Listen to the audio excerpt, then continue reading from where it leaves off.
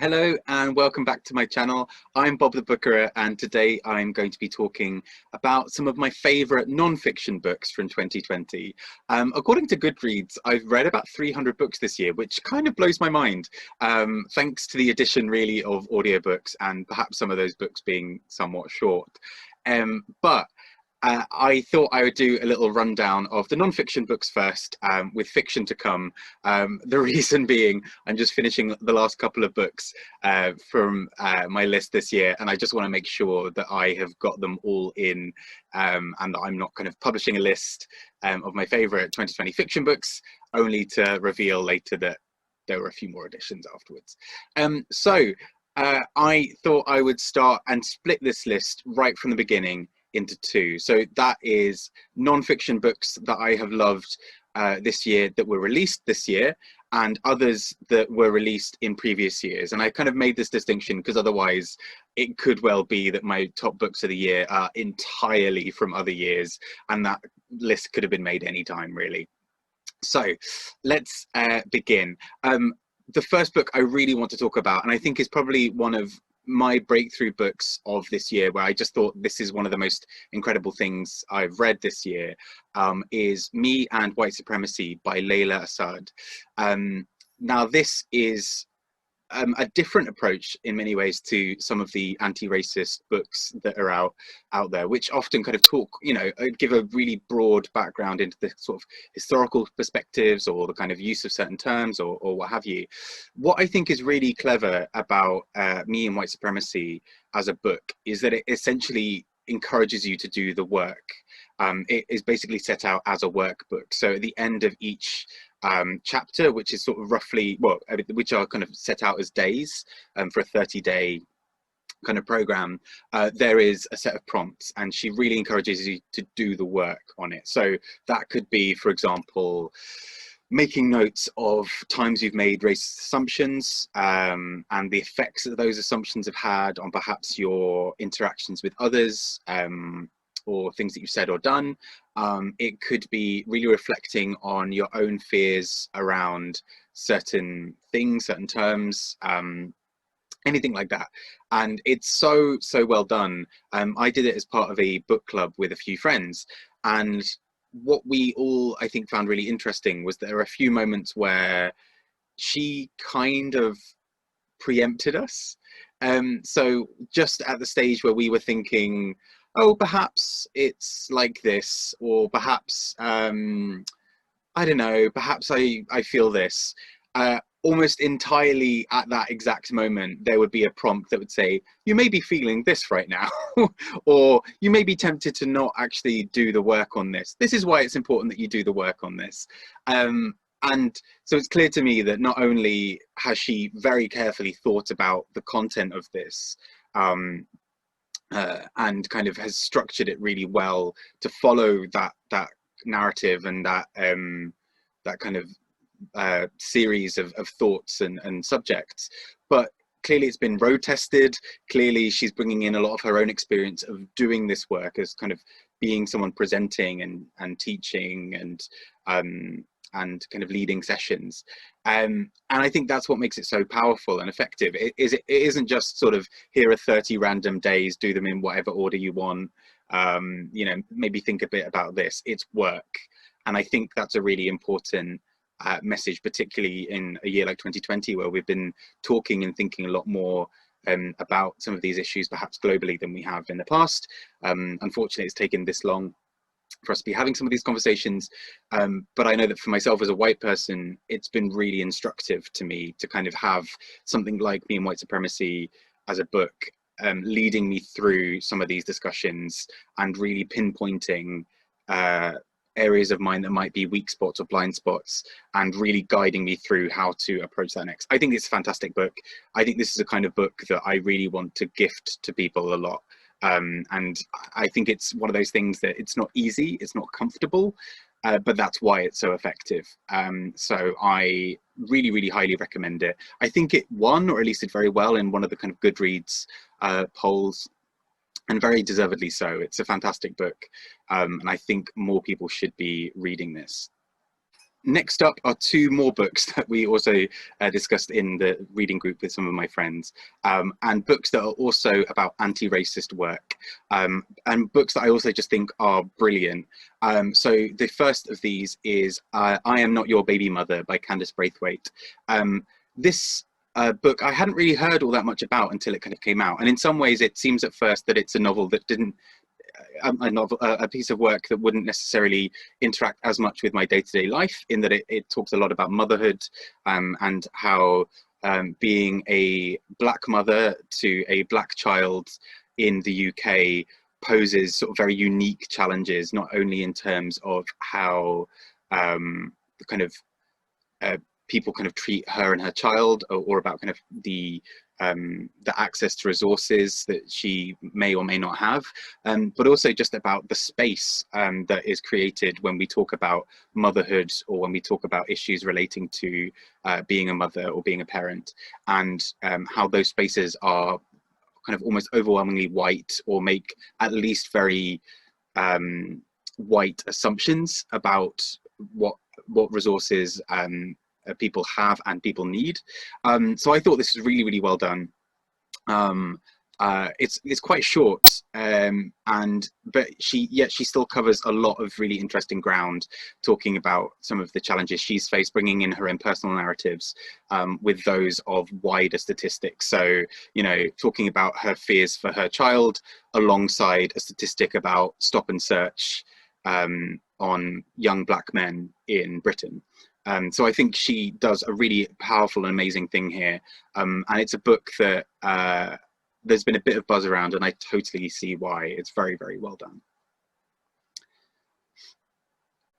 Next up is Mikki Kendall's Hood Feminism, which speaks a lot about white feminism, and about how often when we talk about women's rights, when we talk about feminism more broadly, it's often at the expense of people of color, women of color, and kind of pushing them out into the margins of those discussions. So that it's, you know, we often talk about so many things, or, you know, we maybe applaud female CEOs, you know, where there haven't been many before, but we don't focus on some of the structural issues and the kind of wider race and racism issues that hold in place some of those power structures, and how, you know, that often means that, for example, black women or other women of color are marginalized or left out of much wider discussions around feminism, around gender equality,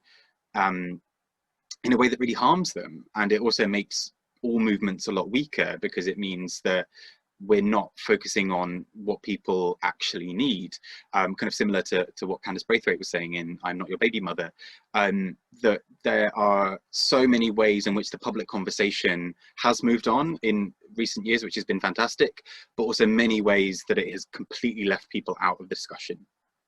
And I think Hood Feminism does an excellent job in really uncovering what some of those things are, and in a really no holds barred, is that the phrase? No kind of stone left unturned kind of approach. She really looks at everything. She does not spare any of the kind of gorier or more uncomfortable details. And I think that's what's so powerful about this book, is it's bold, it's really out there. I think this is a book that we kind of almost ignore at our own peril. Like, this is forwarding the discussion, and the discussions around race and around gender equality, in ways that many people in some ways aren't ready for. And I think this book is sort of deservedly should be at the forefront of a lot of our conversations and discussions moving forward. For this next book, enjoy is not really the word I would use to talk about it, because the subject matter is so grim and overwhelming and kind of gut-wrenching in parts. But it is Men Who Hate Women by Laura Bates. So Laura Bates is sort of well known, perhaps better known for setting up the Everyday Sexism Project, and for a lot of her kind of early blogs and work on exposing some of the sort of day-to-day sexism that we have started overlooking, because it's almost so commonplace. So when people say, oh, you know, sexism isn't real, or, you know, it's not that bad for women, we often don't see it because we're sort of swimming in it. And I think Men Who Hate Women is just such a brilliantly done and researched book, looking at the next steps of that. So essentially, it focuses on a lot of the online manosphere, or the kind of online worlds that many young men are drawn to, but which are toxic in terms of their sexism.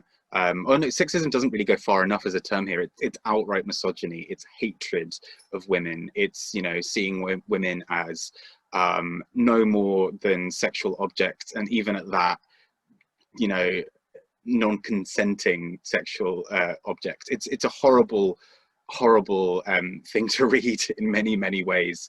And I took this book really in short doses because I found some of the content matter so heartbreaking. But I think this is a fantastic book. In Men Who Hate Women, she spends a lot of time really looking into some of the root causes and some of the effects of some of these online spaces that target young men and are really extremist in their views. To do so, she posed undercover as a young man in several of these forums or fora. And it shows, because she has such an in-depth understanding of it. I mean, I don't know how she did it. I know that even myself as a man, I think I would have found it really difficult being in some of those online spaces and seeing the way these men were writing about women, and the kind of shocking violence that they were kind of encouraging and boasting about. But I can't imagine what it's like to be a woman in those spaces, and particularly someone who is a public figure, who was often one of the women brought up in some of these online spaces. You know, her name, she was named, and she would sort of have to read this anonymously. You know, she's had death threats and rape threats everywhere. I mean, it's grim. It does not make for easy reading. And I sometimes made the mistake of reading it late at night, a bit before going to bed, which was definitely a mistake. But I think it's almost unparalleled in terms of investigative journalism and fiction, non-fiction that's come out this year. For me, I just think this was a very vital and powerful read. And I really hope that we take heed of books like this and shape policy around preventing a lot of what it writes about, because it's just heartbreaking. I think that's the thing. You read it and you put the book down and you kind of almost hope that it stays within those pages, and then you realize she's writing about something real, and that makes it very hard to stomach. Next up, on a slightly lighter note, is a really short book that came out this year by the wonderful Kae Tempest. So Kae Tempest came out this year as being non-binary and using they, them pronouns. They have been really well known in the past for being a bit of a polymath in many ways. They create poems, spoken word pieces, rap, and music. They have written a novel, which I love. I think it's one of my favorite novels from the last few years. And now Kae Tempest releases this sort of book that's kind of a bit of an essay in many ways, called On Connection. And in this book, not only does Kae Tempest really go into the kind of mechanics of performing and of performance, and of how they get themselves ready and into the right headspace, and what that feels like for them to be standing in front of an audience and trying to convey their thoughts and their art to others, but also just on what it feels like to connect with an audience. And I think Kae Tempest was writing this earlier in the year, a bit pre sort of pandemic, and sort of towards the end of the book, we start seeing how they bring in kind of issues around the pandemic and connection, and what this is sort of meant for us. I found it really quite inspiring. It's very short, but they talk a lot about how you've kind of got to feel the fear and do it anyway. Go out, you know, show people your soul, show them your art, show them the things you're passionate about, show them that you care, and not feeling afraid to be vulnerable. And that's a message that I think all of us can sort of take to heart and do a lot with this year. I just think it's an absolutely stunning piece of work. Kae Tempest is someone who, I mean, if we weren't watching already, I think we've really got to watch them in terms of, they are just such a creative force. I get this real sense of restlessness from Kae Tempest, but in a really beautiful way, of always wanting to be connected to their creative process, to the world around them. And I think that's what's just so beautiful about On Connection, is there's a real sense that there's so much of the world out there to go and explore and to do and to share with. Why wouldn't you? You know, the things that might be holding you back might be, you know, stage fright, might be the fear of being vulnerable, but actually ultimately there is so much more to gain by sort of shedding that skin. And I mean, it's beautifully done. I sort of gulped it down in about an hour.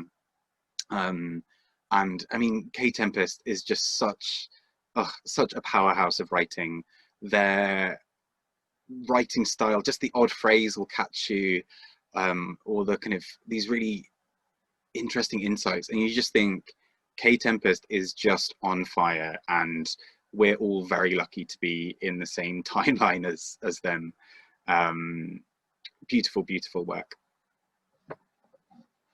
On a similar note, Zadie Smith also released a collection of essays that interacted a bit with the world we're currently in 2020, and also very kindly donated the proceeds of the book to various charities supporting people through these times. So Zadie Smith's Intimations is a collection of essays. It's very short, and for a really long time I held off reading this and buying it because I was a bit scared that I didn't really want to be reading about stuff in the pandemic, during the pandemic.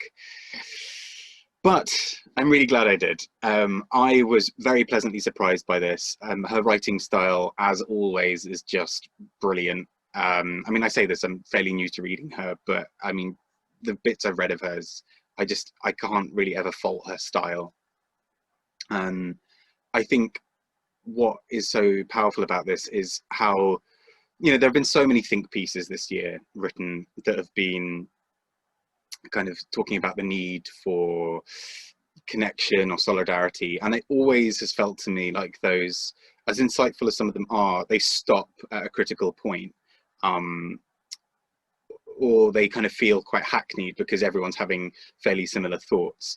What I think is really great about Intimations is that it just seems to be refreshing and new, which I didn't really think possible at this stage in 2020. I kind of felt like I would have read and thought about all of these things and have actively shut myself off from having further thoughts on some of these things, because it's just been a year. But it's amazing to me that Zadie Smith still finds really exciting and interesting new perspectives to give, and still does so in such a heartwarming and powerful way. Next up is a book that I'm almost not sure counts in a 2020 list. It's not yet been released in the UK, but tell that to my library who already have the audiobook version. So this is All Boys Aren't Blue by George M. Johnson. And it's described as a memoir manifesto, and that's exactly how it feels. We trace the life of George through their kind of early years of kind of working out their sexuality, of kind of coming to terms with who they are, what they like, what they don't like. But it's so much deeper than that. I think, you know, there are a lot of memoirs about that which are really great and have a really important purpose. But this, I think, takes it that one step further, not only in being a manifesto and a real set of action for change, which I think is really important, but also really discussing some of the intricacies of what it means to be a young gay Black man in the US.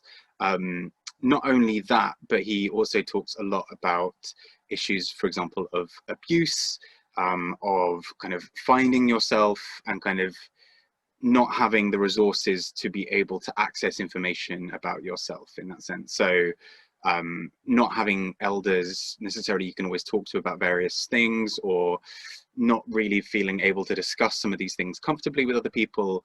But also, I think what's just so brilliant about it is that there again a sort of no holds barred. It's so raw and real, and I think that's so much of where this book's power comes from. Is there's such a sense of voice and of reality to this. You know, you get the feeling that George is telling you the things that he's not proud of as much as the things that he is proud of, and I think that is a really brave and powerful move. Not only that, but he interweaves a lot of discussions around those various identities. So what it means to be Black in America, what it means to be a gay man in America, where those two groups don't necessarily align. So, you know, that he sometimes sort of felt like the only Black man in a sort of gay male space, for example. I just think it's so well done. And I think what is as well really powerful is his sort of speaking about the power of roots and of family and of community around you. And again, kind of like I was saying with Kae Tempest, what's so powerful about this is that idea of talking about connection in 2020. So again, perhaps unintended, but this book coming out during a year like this is such an important book, because I think this tells us a lot about, you know, what it means to build a community around you. So for George, that in some ways was, you know, his family, his friends, the kind of other people he had around him, such as his sort of fraternity at university, all of these kinds of things that really align to kind of create this idea of who is he, and, you know, how can he best help and serve those people around him, because ultimately those are the people he will remember most. And that to me is just what makes this so brilliant.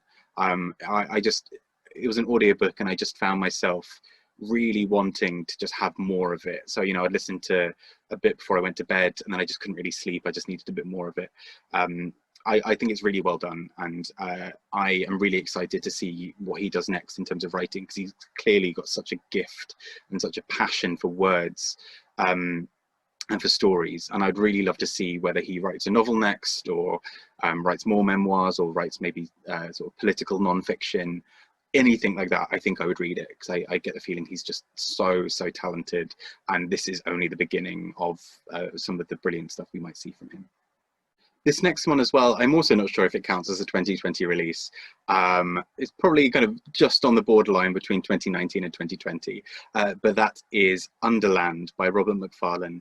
And it is a book that really traces some of the roots, very literally, of civilization within nature, and how so much exists under the ground from us. So whether that is in terms of people who have communities underground, such as people who live in caves in a certain part of Spain, whether that is old kind of fossils and kind of things that we found underground in various other parts of the world, or the very kind of roots and parts of nature that make up the world that we see above us. So the things that nourish the trees, and the way that trees underground communicate and connect with each other. I love being made to feel that sense of wonder, and for me this book completely achieves that, in terms of, I don't think I ever really found myself being so blown away by the sheer enormity and power of nature. I love spending time in nature. I find it really relaxing and really inspiring in many ways.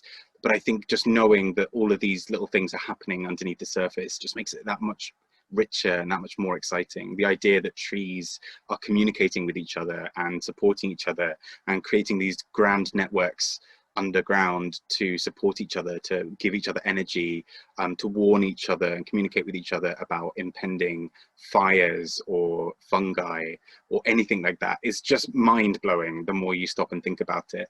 And particularly in a year like 2020 again, where more of us have been trying to spend time outdoors when we've had free time, to really enjoy nature. It's really powerful to think about everything that's happening underneath you. And I really recommend this book and kind of learning a little bit more about the world around us.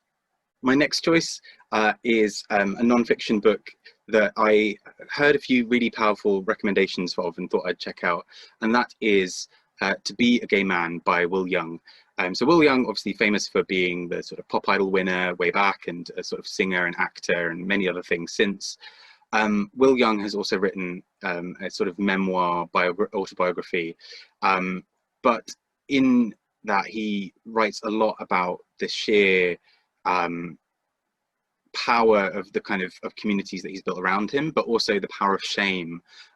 It reminded me a lot of a book that really genuinely changed my life, which is Matthew Todd's Straight Jacket, which speaks a lot as well about gay shame and about how, without realizing that kind of sense of shame as a person of the LGBTQ community really sticks to you, and you don't realize, and you have to really work on kind of expunging it and feeling pride. To Be a Gay Man really kind of goes through a lot of powerful aspects in his life. So times when the shame kind of got the better of him. He speaks a lot about his addictions and about how parts of it almost threatened to kind of destroy his life, you know, not only in terms of him giving up or kind of missing key moments because he was disconnected through his addiction and his various addictions, but also just that he stopped really wanting to live. And so this book also sort of feels like a manifesto in some ways for actually what is it that we should be looking forward to in the future? How should we be doing things differently? And what role does shame and connection and pride have in our lives? I think it's really, really well done. And I was very pleasantly surprised by just the power of it. It kind of seems quite unassuming in some ways. It's quite a short book.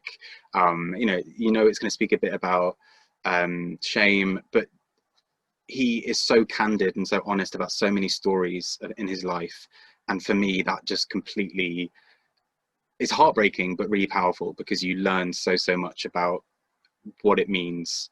And you know, I connected with it a lot as a gay man myself, in terms of what that shame can look like.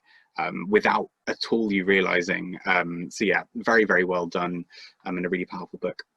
And finally, to round off some of my top non-fiction books released this year, is Rachel Bloom's I Want to Be Where the Normal People Are. I must admit to being incredibly biased in some ways about this book. I am a massive fan of her series, Crazy Ex-Girlfriend, and this book talks a lot about that series. But it's got so much of her sort of typical wit and joy and humor and everything. I sort of have seen some reviews online, which I think perhaps rightly talk a bit more about maybe expecting some more vulnerable moments or some more, I think often it's the case with quite funny people where sometimes you do want them to stop making jokes and just tell you a bit about their lives and really open up and be vulnerable. And sometimes, you know, there's real power in that. And she does to some degree. You know, she talks a lot about what it was like growing up with various sort of forms of OCD, with kind of navigating parts of her Jewish identity, navigating her sort of first moments of realizing her sexuality as a young woman, all of those kinds of things. And I think there's a lot of real power in that writing. I think some people wanted her to go a bit further, which I totally understand. For me, I think it was just so well done. It was so joyous. So silly, and exactly what I needed, I think, at that point in the year, just to sit and really enjoy someone just trying to make you laugh, just being a bit of a dork, being a bit silly, and kind of recounting cringeworthy tales from when she was a child. Really powerfully done. She speaks a lot about, for example, imposter syndrome, or about her lack of confidence and lack of courage in writers' rooms that were very, very male. And her being there as a young woman, trying to not only sort of fend off some sort of sexual harassment from some of them, but also to get her voice heard. She had really great writing ideas that were often just completely unheard. And I think that's what is then so powerful about her creating a series like Crazy Ex-Girlfriend, that if you haven't seen it, you should really check out, because that is a bit of a game changer as a series. So apart from the fact it's a musical series, with about sort of 3 or 4 songs per episode. It also delves into a lot of issues around consent, around mental health, around kind of quite complicated issues, really. So, for example, there's a whole song about her receiving a diagnosis for a sort of mental health condition, and about medication and the kind of conversations around do you or do you not take medication, or what kind of other therapies are there, like people's kind of complications with some of these things. So that all of that kind of combined with some really incisive and insightful commentaries about, for example, sexuality, about dating, about whatever else, as well as just being really silly and dorky and funny, but with the ability to occasionally just make you cry out of nowhere, because it's a really well done series. So yeah, I'm a bit biased perhaps in loving this, but at the same time, all the reasons I love Crazy Ex-Girlfriend, I think are kind of reasons why I really like this book. She just is playing about and having a bit of fun, but also being very, very serious. And I think there's a really touching sort of moment towards the end, because Adam Schlesinger, who was her writing partner for many of the songs on the show, sadly passed away this year from COVID related illnesses, and she has this really sort of touching sort of tribute to him towards the end, and how it was completely heartbreaking for her. It happened the same day that or the day after, I believe, that she had given birth. And obviously giving birth during COVID time, she was already quite scared. And then to find out almost immediately after her child has been born that one of her best friends and her writing partner has died, was just, this real maelstrom of emotions. And yeah, so I think it's really, really well done. But yes, worth checking out nonetheless if you loved Crazy Ex-Girlfriend, or if you want to watch Crazy Ex-Girlfriend first and then come and read this book. Always good. Thank you. I hope you enjoyed hearing about these books that I loved so much this year, and I really hope that you check some of them out and really enjoy them as well. Please do let me know in the comments any books that you have really enjoyed this year that you think other people should know about, and I hope you all have a great 2021. Take care and good luck with it, and enjoy with your reading. Bye bye.